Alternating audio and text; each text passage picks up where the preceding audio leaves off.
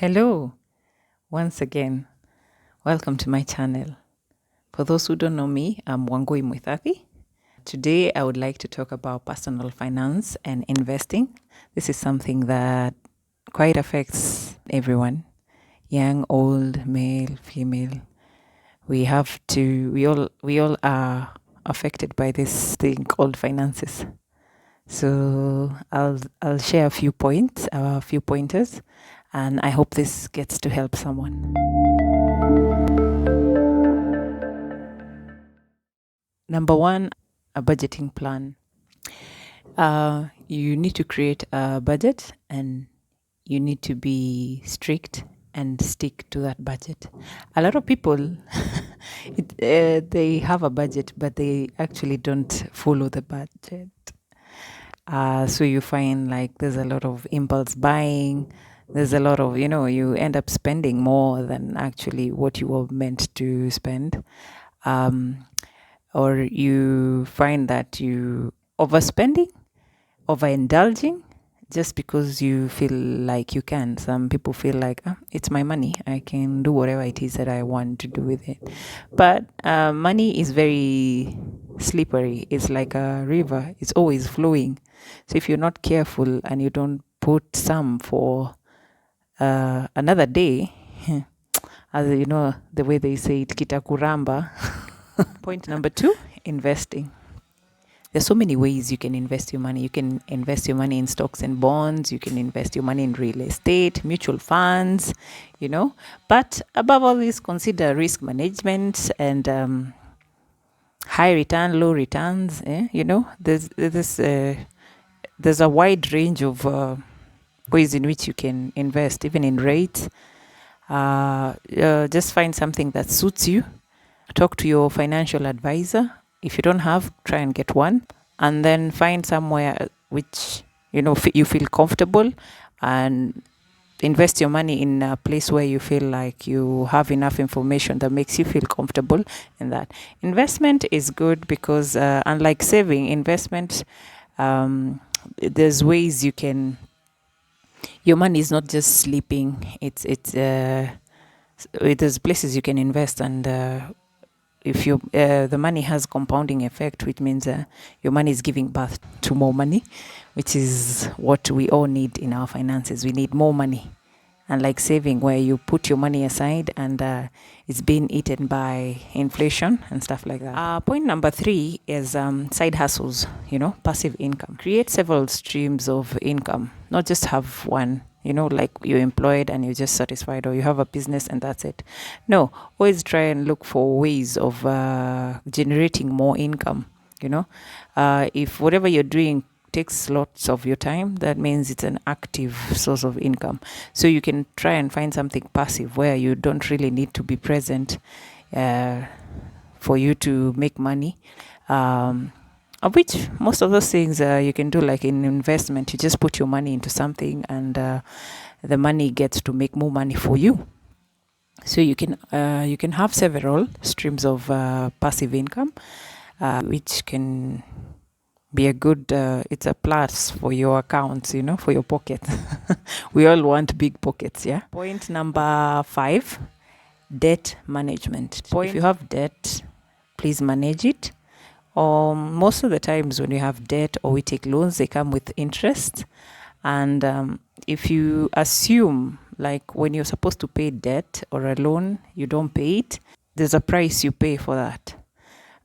This can lead to you being miserable because now you can't take control of your finances. The finances are controlling you.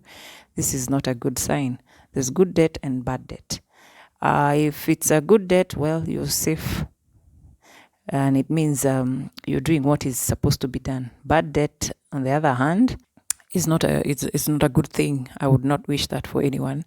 But you need to be very, very careful when you're taking a debt or a loan, because if it's not for business or if it's not for investment, I would not suggest you take it.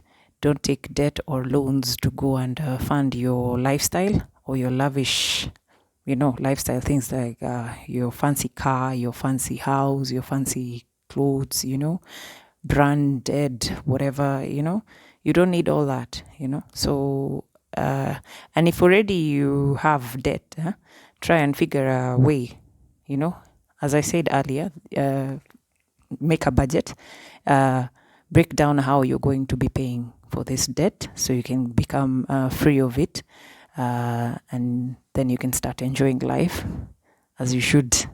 Number 5, retirement planning. People don't see themselves getting old, and they have a tendency of not thinking of how they're going to survive in their old age.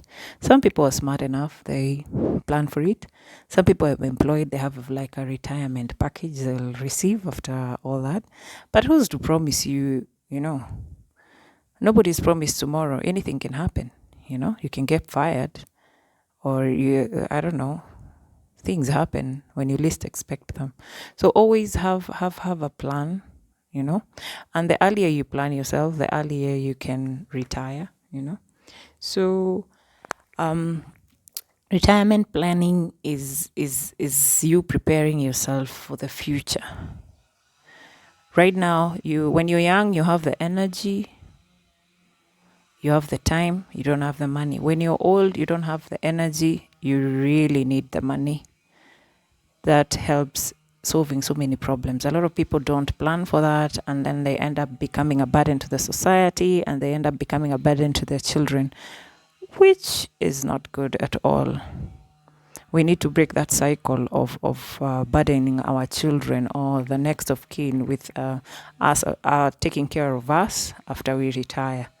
Plan yourself early. The last part is financial independence. The earlier you plan your finances, the earlier you get to enjoy time. Money can buy you time. Money can buy you time. So the moment you plan yourself, you get your money together, your finances together, you can even retire early. When you retire early, you can travel around the world. You can get to enjoy things other people cannot enjoy. You can spend more time with your family because you're good. You sorted yourself early. So the earlier you start to do this, the better for you.